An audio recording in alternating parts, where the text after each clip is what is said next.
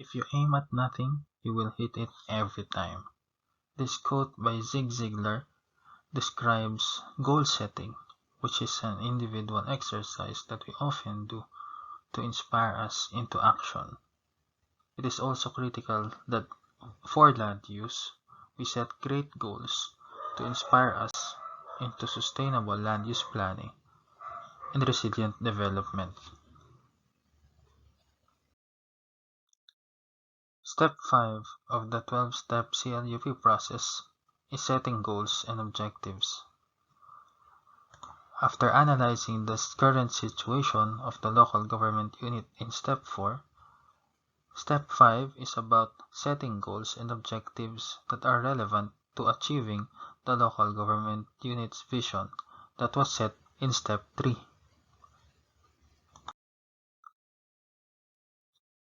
Setting goals is relevant to the results of 1. The vision of the local government unit, and 2nd, the existing situation of the local government. Why is the step important? Because achieving the vision can only be done through setting appropriate goals and objectives. How are goals and objectives appropriate? One way of measuring appropriateness is if the goals and objectives address the gaps and build on the potentials identified in the situational analysis.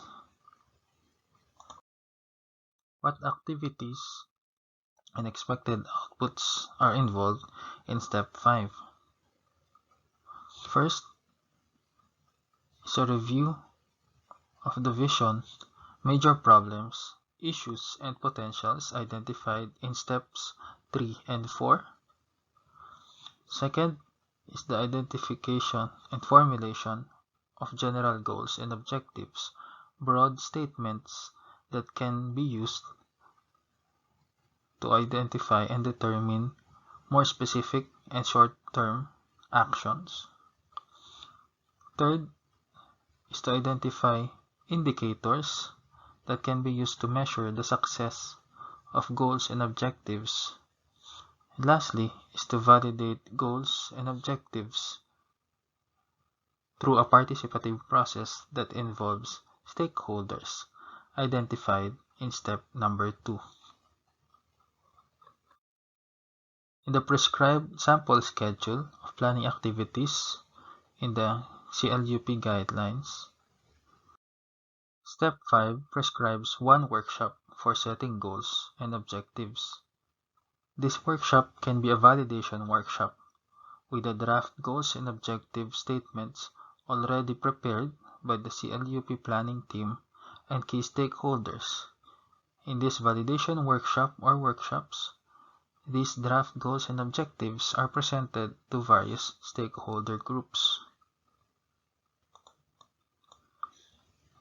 Setting goals and objectives is a matter of synthesizing the results of Step 3 and Step 4.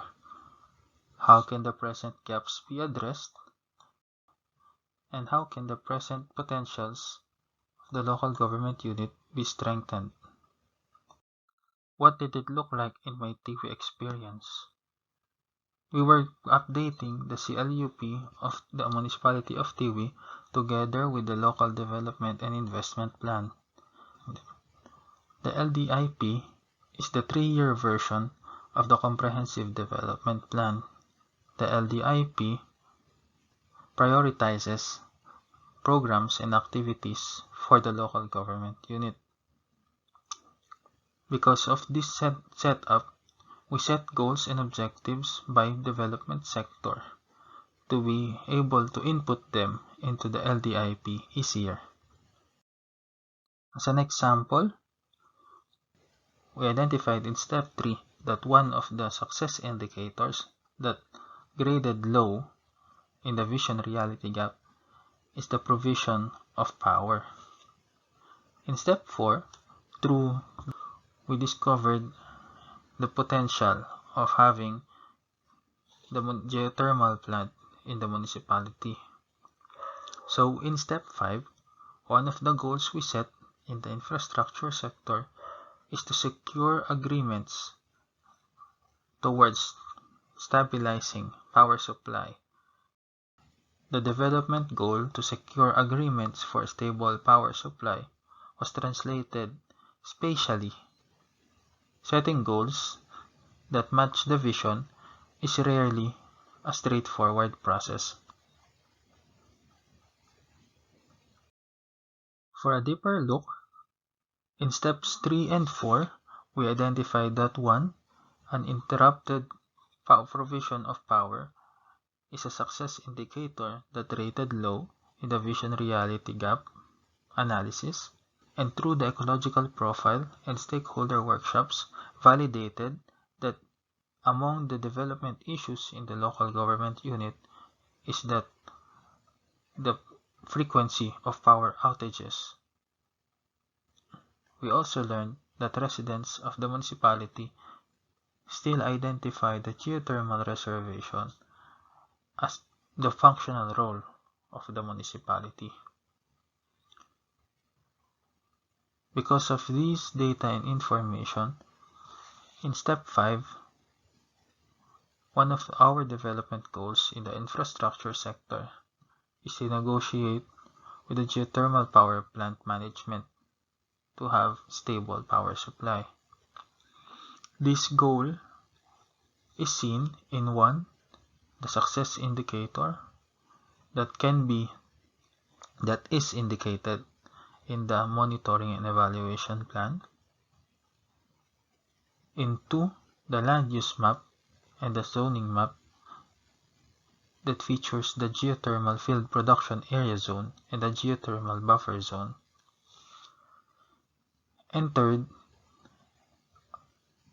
in the LDIP as a priority program to create or modify agreements with the power distributor. In short, because of the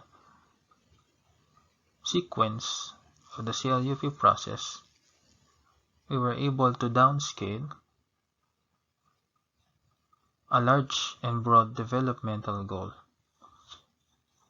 into a program that is indicated in the local development and investment plan.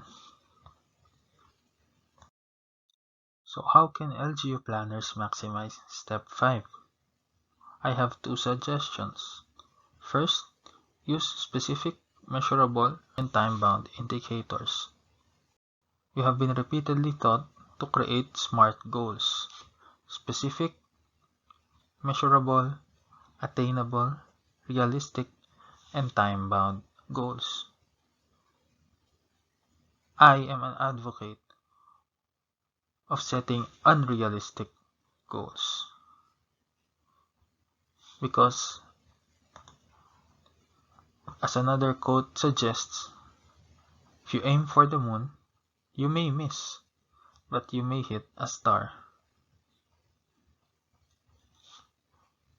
Setting developmental goals, in my opinion, should exceed the current potential and strengths of the local government unit. However, I put emphasis on having specific and measurable goals. Why? Because when your goals are specific and measurable, you can tracking progress becomes easier. And what gets measured can be managed. Secondly, focus more on the strengths and potentials of your local government unit instead of on the gaps and threats. A municipality's functional role is important, and when we build on strengths, we tend to overcome the gaps without wasting resources of turning weaknesses into strengths. Also, building on strengths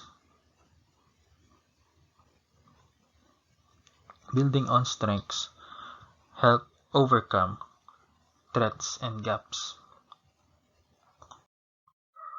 As an example, in Tiwi, we identified that the current central business district in Tigby is vulnerable to potential sea level rise. Because of the current residential and commercial development that is happening west of Tigby, it is possible to move incrementally the central business district towards these already developed areas. Step 5 is the beginning of the forward-looking steps of the CLUP process. Translating the vision into development goals and objectives is critical for allocating resources properly and appropriately.